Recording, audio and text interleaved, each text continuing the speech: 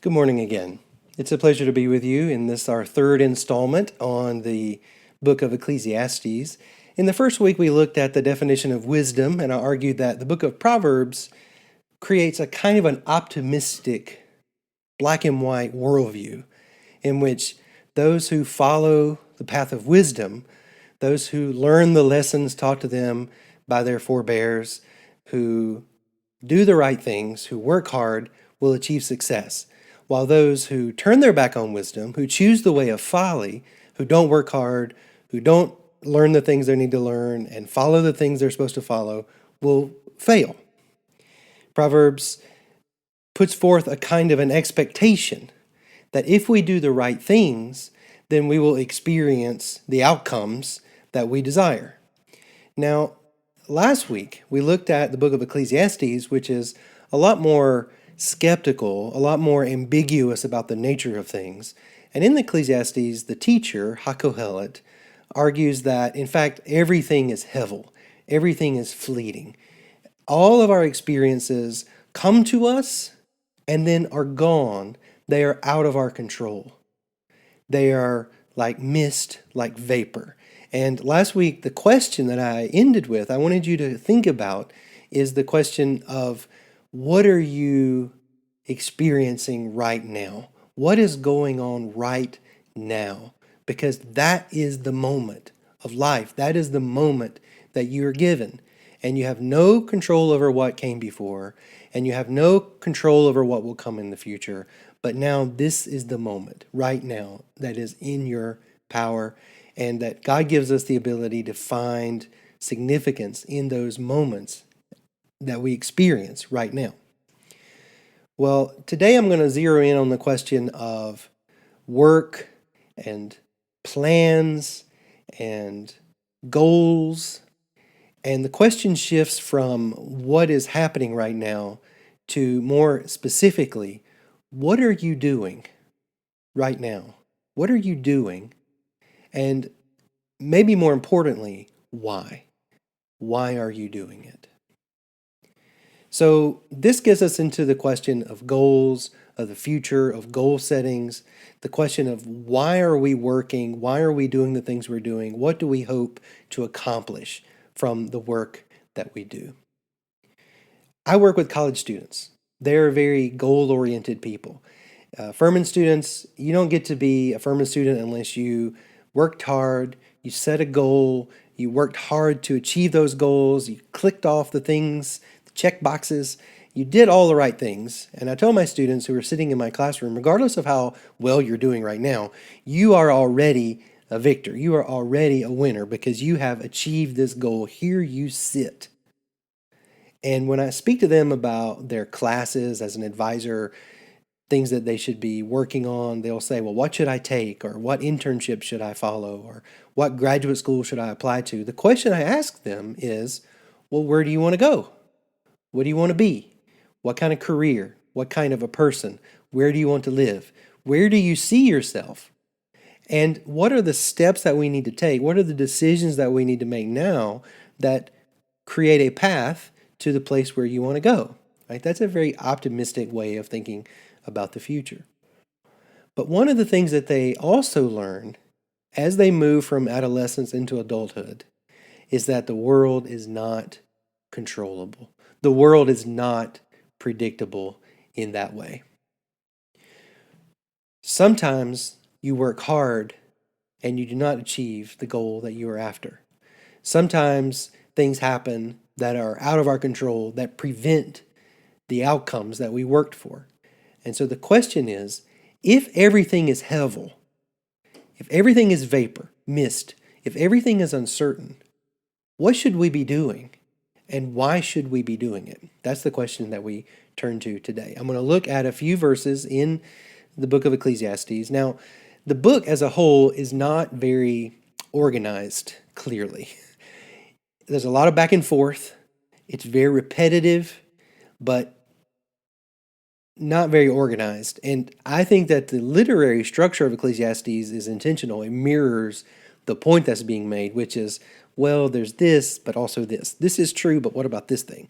And this makes me feel this, but this other thing that makes me feel this. And what do we do with that? It's like a kind of an ongoing conversation that the teacher is having with himself or with the tradition. And it's a back and forth, and it can be a little confusing. So I'm going to oppose a little bit of order on it by picking out a few passages and giving my own account of it. In chapter 1, we have the vanity of vanities. That's Hevel. That's what we talked about last week. Today we're going to focus on this one. What do people gain from all the toil at which they toil under the sun? Toil here is the word amal. It means to work. It means to struggle. It means to invest in something. And gain here is the Hebrew word yitron. It means, what do you get from the thing that you put into it? These are economic terms. This is like investment, return on investment. This is effort, reward from your effort. Like, what do you get out of the thing that you put into it? So my students want to get a grade, so they study in order to get the grade. We, in our jobs, want to get paid and want to get a career success or a promotion, so we work for that, right? We want to be respected. We want to be valued, and so we do these things in order to achieve this certain kind of position. There's lots of different possible gains. There's lots of different possible rewards or returns on investment. But Kohelet asks us, is any of that guaranteed? And the answer is no. The fact is, there are people who work hard, who do all the right things, who make all the right investments, and experience, instead of success, failure or pain or struggle or frustration.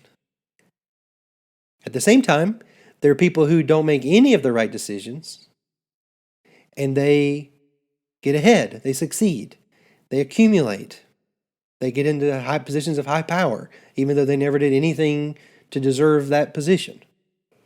So how do we respond? Like, how should we think about the things that we're doing when we realize that the outcomes are part of this Hevel uncertainty?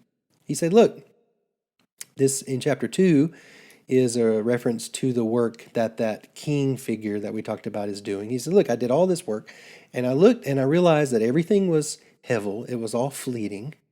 Everything was a chasing after wind, and there was no yitron. There was no reward. There was nothing to be gained from it. So he was trying to experience a certain kind of contentment, or to get a certain feeling or a certain enjoyment out of all these things that he did for himself. And in the end, he was like, yeah, right. He said, sometimes, Ecclesiastes says, sometimes people work hard and their riches harm them. I think about rich people in the news who are engaged in all kinds of depraved behavior. Their riches have warped their moral compass. People who work hard and they buy a fast boat and have an accident on the boat. And you think, well, here's an example where somebody's wealth has contributed to their downfall in some way, or their trouble in some way. You know, you work hard and you buy a second house at the beach. Well, now you've got another house. And how much trouble and toil and struggle is associated with maintaining two houses. And then here comes a hurricane, right? So to do things, to get rewards, to accumulate wealth, right? To go up in position, these things can sometimes also then cause us pain. Sometimes people have this wealth or this success, and things just vanish, right? It could be that this has happened to some of you, where you work hard, you build a business, and here comes a pandemic. No one could have foreseen this pandemic. No one could have predicted it in all of these particulars.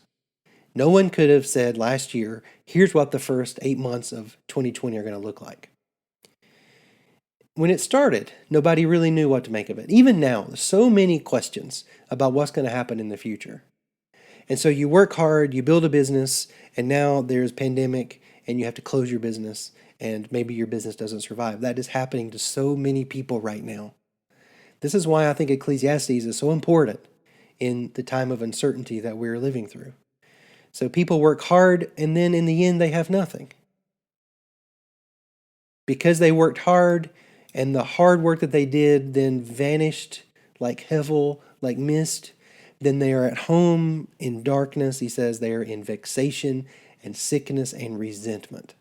Hold on to resentment, this notion of resentment. We'll come back to that in a minute. What about religion? Does this apply to faith? Does this apply to religious devotion, religious life? Well, he says, look, I see righteous people who perish in their righteousness. So unlike Proverbs, which says that God rewards the righteous and the wise with long life, Ecclesiastes says, well, look, sometimes righteous people perish young or unexpectedly. And there are wicked people who live on in their evil doing. This is a hevel. This is something that is frustrating or confusing to us. And he says, look, sometimes you can be too righteous. And you've probably known people like this who have a sense of religious devotion or duty. They're committed to the Bible or to their faith or to their doctrine.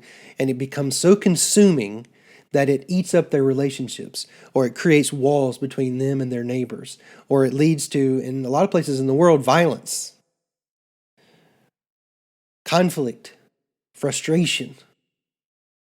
Right? You have people who are so Christian that their Christian heart becomes hardened to the suffering of people around them. Right? You can be too righteous. He says you can be too wicked and perish like a fool, but don't be too righteous, because that can also be a path to destruction or a path to suffering. The one who fears God, he says, succeeds with both righteousness and foolishness, with righteousness and wickedness, wisdom and foolishness. This is balance that we talked about last week, moderation. Everything is in its proper proportion. Sometimes we need a little folly. Sometimes we might need a little bit of recklessness or even a little bit of wickedness. That maybe is a strong word. We'll have to think about that one later. It's like, look, everything that we do, everything that we have are in the hands of God. I imagine that I'm talking to folks who are part of the righteous. They are part of the wise. They are part of those who have tried to do the right thing. But the fact is, everything that we do and everything that we are, and even our very lives, he says, are in the hand of God. That's a way of saying they are not in our hands. They are beyond our control. There are those, especially in the church that I grew up in, I knew people like this, and this was preached from the pulpit even, who choose a righteous life, who choose to follow God, who choose to fear God, who choose to follow Christ because they want a reward. They want some particular good thing to come to them because of it. Or because they're trying to avoid something bad, a punishment. So follow Christ because if you don't, you're going to go to hell. Or follow Christ because if you do, you're going to go to heaven. Or follow Christ because if you do, God is going to reward you in this life with all of these blessings. Kohelet says these are not good reasons to be religious. Because the fact is that our futures and our lives and everything that happens to us, both in this life and after this life is over, are in the hand of God, meaning that they are not known to us. They are beyond our control and beyond our knowledge. And so if the question is, why be righteous? Why do what you're doing? If the answer is to get rewarded or to even avoid punishment, he says that's not the good reason. Because the same fate comes to all. Everyone dies. The righteous and the wicked, the good and the evil, the clean and the unclean. Those who sacrificed, they got up and went to church every Sunday morning, and those who never did any worship at all, as are the good, so are the sinners. Everyone is in the same boat. We're all part of this mortal life that will come to an end and that is beyond our control. So, why work? He says, look, the fastest person doesn't always win the race. The strongest person doesn't always win the battle. The wisest person, the most intelligent person doesn't always get the rewards. Time and chance happen to them all. No one can anticipate disaster. Sometimes things just happen. Sometimes the pandemic just happens, and it is affecting all of us. Up to this moment, some of us thought we were in control. Some of us thought we had done everything to insulate our lives from calamity or to achieve success. We thought we had done that by the strength of our hands. But the overwhelming power of uncertainty in the form of the pandemic has taught us all how little control we do have over even things like life and death.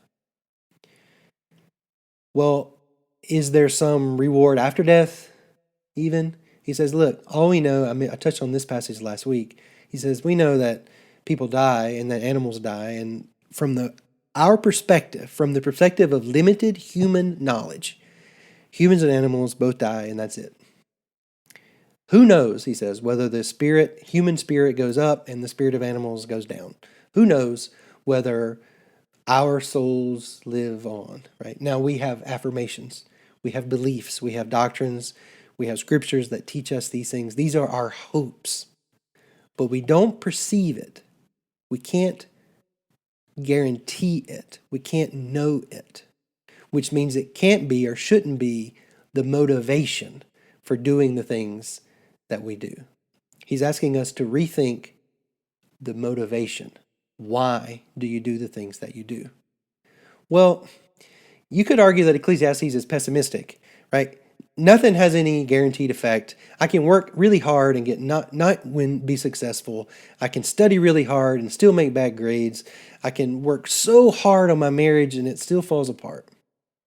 Work so hard in my career and I get laid off. Work so hard to build my business and it's destroyed by coronavirus. Why do anything? I'm just going to give up. Kohelet says, no. That's not the answer. Everything is hevel, but that puts the emphasis on the moment in which you are living. There is nothing better for mortals than to eat and drink and find enjoyment in their amal, in their work. This is from the hand of God. God gives us the ability to find enjoyment in our work. He says, I know that the best thing we have, the gift of God to us, is to eat and drink and take pleasure, be happy, enjoy ourselves in our work.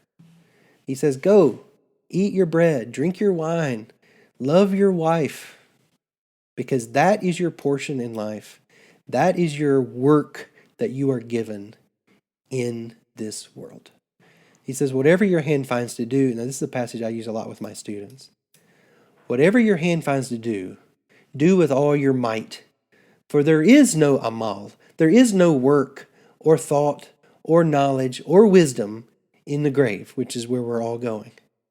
This moment is the one that you have.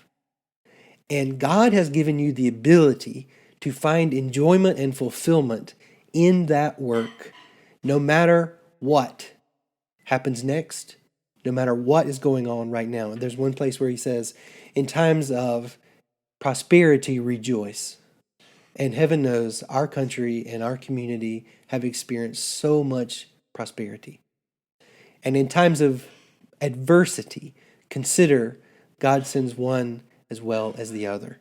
These things come into our lives, and our job, our gift, the gift of God to us, is to find meaning and significance and purpose in that moment, in that work, regardless of what came before or what comes next. I think about my own family. Last week I shared the anecdote of my son, giving him his first bottle and the fleeting but even more sacred quality of that individual moment. When I think about finding significance and meaning in the midst of uncertainty, the story that my mind comes back to is when I was a young man, when I was 25, my father passed away unexpectedly. And he was relatively young, and it happened very quickly. Nobody knew what was happening. It was very fast. I was in graduate school. I had come back home, and it was a very difficult period of time. for my mother especially. And the thing that I remember about that moment is how important, how powerful, how meaningful those moments were in my family. I had work to do. My work in that moment was not my graduate school papers, as much as they might have been on my mind. My work in that moment was to be a support to my mother, to help her through, to connect with my family. We had to bury my father. We had to do, that's a lot of work. We had work to do. And instead of feeling that this has been imposed upon me and now I'm being distracted from my work, or feeling of despair about the death of my father, which was certainly troubling, the thing I remember is how meaningful those moments were and how much connection I had with my mother. Now, she also passed away about 5 or 6 years ago, and when I think back to important moments in our life, times that were the most meaningful, one of those times was that period of a couple of weeks when we were in the midst of my dad's illness and death, and how meaningful those moments were. Doing our work together. Nothing that we had done before had prepared us for that or made us deserve that. And certainly there was a lot of uncertainty that was created by it, that event. But in that time, while I was there with her, we were able to experience powerful connection because we were there together doing this work together. And it was hard. And some of this is, in hindsight, I think back and think how meaningful it was. But in the moment, it was really hard. So in times of prosperity, rejoice. And in times of adversity, consider this is where we are. And God gives us the ability to find joy and meaning and enjoyment in the work that we do, regardless of where it goes, regardless of its outcome, regardless of what rewards come or don't come. The true meaning and value of that work is found in itself, in its own moment. So my prayer for you this week is that whatever your hand finds to do, you can do with all your might. And that work, if it's joyful or sorrowful, that work, in that work, you find meaning and significance, that you can see the hand of God providing you with the ability to find purpose in the things that you find your hand finds to do. And of all those things that your hand finds to do, I hope that one of those things is coming back next week to conclude our study of Ecclesiastes, in which we focus in on this last very famous section in the book. For everything there is a season and a time for every matter under heaven. How do we know what time it is? How do we know what work we are called to do in that given moment? Thank you so much, and I hope you have a really great week.